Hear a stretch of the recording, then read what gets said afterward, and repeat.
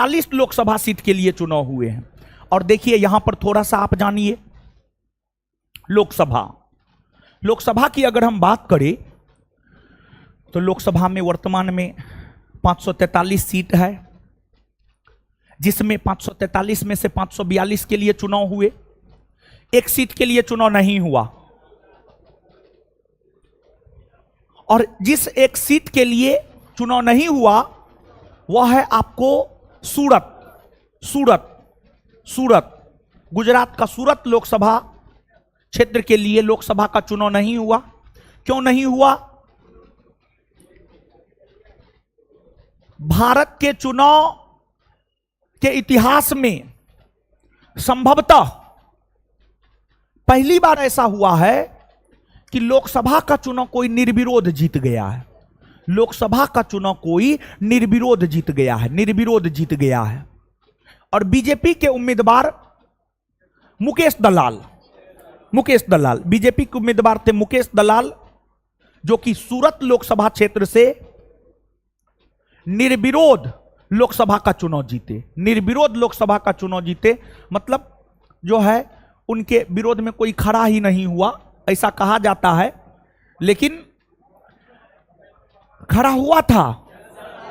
कांग्रेस का उम्मीदवार था लेकिन उसका नामांकन खारिज हो गया था। अरे हाँ, अपने से वापस लिया, उसके पीछे रीजन है ना, भारतीय जनप्रतिनिधित्व अधिनियम 1951 आया है, उसी के तहत जो है उनको डिस्क्वालीफाई कर गया, एक प्रकार से डिस्क्वालीफाई कर दिया गया, एक प्रकार से कहिए तो, समझ गए।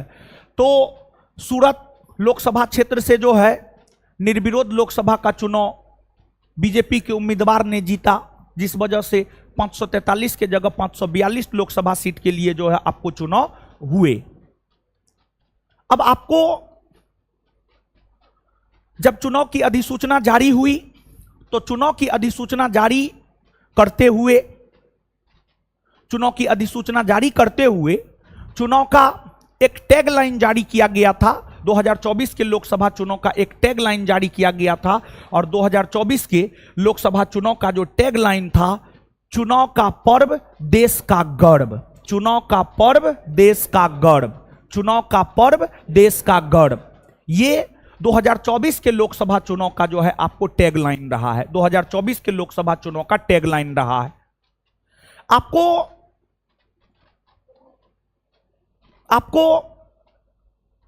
लोकसभा के चुनाव हुए 7 फेज में, और इसका रिजल्ट 4 जून 2024 को घोषित किया गया। इसका रिजल्ट अगर आप देखेंगे तो जो रिजल्ट है वह आपको 4 जून 2024 को जो है आपको इसका रिजल्ट घोषित किया गया।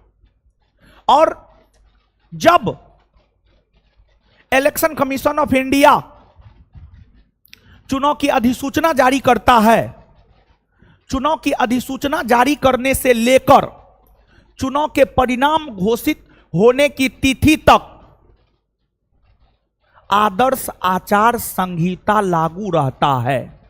आदर्श आचार संहिता लागू रहता है। मतलब जिस रोज चुनाव की अधिसूचना जारी हुआ और जिस रोज रिजल्ट आया, इस बीच में आदर्श आचार संहिता लागू रहता है। अब क्या है आदर्श आचार संहिता, इसकी चर्चा हम आपके साथ करेंगे। मतलब चुनाव की अधिसूचना 16 मार्च 2024 को जारी हुआ और परिणाम आया 4 जून 2024 को। परिणाम आया 4 जून 2024 को। तो 16 मार्च 2024 से लेकर 4 जून 2024 के बीच में आदर्श आचार संहिता लागू रहा है। क्या है ये आदर्श आचार संहिता? इसको हम लोग थोड़ा सा समझते हैं। देखिए, आदर्श आचार संहिता भारत के चुनाव प्रणाली के अंतर्गत इसका काफी ज्यादा महत्व है। आदर्श आचार संहिता चुनाव के दौरान राजनीतिक पार्टी क्या कर सकते हैं और क्या नहीं कर सकते हैं। चुनाव के दौरान राजनीतिक पार्टियां क्या कर सकते हैं, क्या नहीं कर सकते हैं।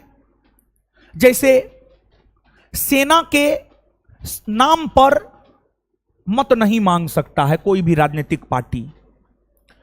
जैसे धर्म के आधार पर कोई राजनीतिक पार्टी मत नहीं मांग सकता है, कोई राजनीतिक पार्टी मत नहीं मांग सकता है।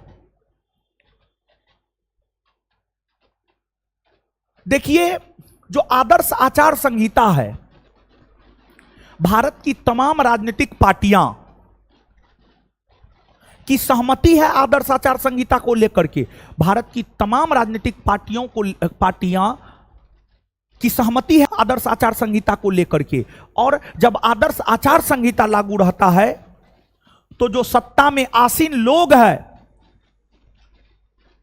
वह अपने पावर का दुरुपयोग ना करे, वह अपने पावर का दुरुपयोग ना करे, वह अपने पावर का दुरुपयोग ना करे। और सरकारी योजनाओं,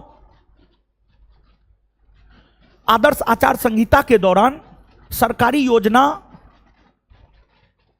की घोषणा, नई सरकारी योजना की घोषणा नहीं हो सकता है। आचार संहिता लागू हो गया है तो कोई वैकेंसी केंद्र सरकार के द्वारा नहीं दिया जा सकता है, कोई नई योजना केंद्र सरकार नहीं ला सकता है, केंद्र सरकार किसान के खाता में पैसा नहीं भेज सकता है। देखिए, अगर ऐसा होता है तो एक प्रकार से कहिए तो चुनाव प्रभावित होता है, एक प्रकार से कहिए चुनाव प्रभावित होता है। खैर, समय समय पर आचार संहिता के उल्लंघन होते रहे हैं। बीजेपी के नेताओं ने भी आचार संहिता का उल्लंघन किया है, कांग्रेस के नेताओं ने भी आचार संहिता का उल्लंघन किया है, कांग्रेस के नेताओं ने भी आचार संहिता का उल्लंघन किया है। तो आदर्श आचार संहिता एक ऐसा नियम कानून होता है जिसके तहत चुनाव के दरमियान राजनीतिक पार्टियां क्या कर सकता है और क्या नहीं कर सकता है, इसका विवरण देखने को मिलता है। और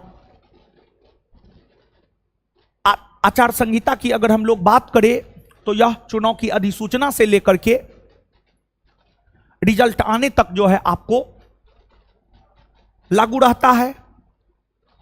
और आचार संहिता इसलिए लागू किया जाता है ताकि पक्ष और विपक्ष दोनों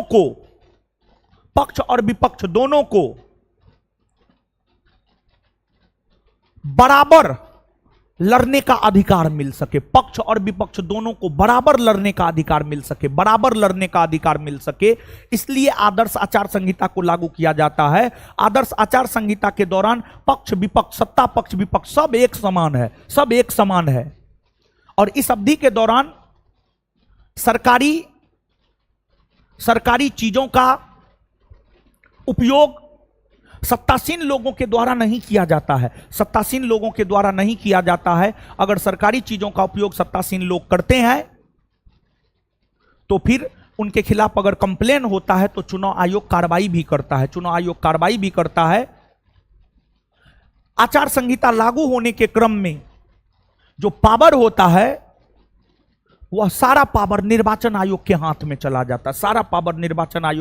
चला जाता है। तो कुछ समझे हैं आदर्श आचार संहिता, बात समझे? तो ये है। और इसके बाद अब आप यहां पर परीक्षा के लिहाज से 2-3 महत्वपूर्ण चीज को जानिए, करंट के लिहाज से 2-3 महत्वपूर्ण चीज को जानिए। एक तो आपको 18वीं लोकसभा चुनाव के जो नेशनल आइकॉन रहे हैं सचिन तेंदुलकर जो है आपको 18वीं लोकसभा चुनाव के नेशनल आइकॉन रहे हैं। फिर आपको 18वीं लोकसभा चुनाव के यूथ आइकॉन आयुष्मान खुराना रहे हैं। और फिर आपको दिव्यांग जनों का एम्बेसडर शीतल देवी रही है, शीतल देवी रही है। और 18वीं लोकसभा चुनाव में बिहार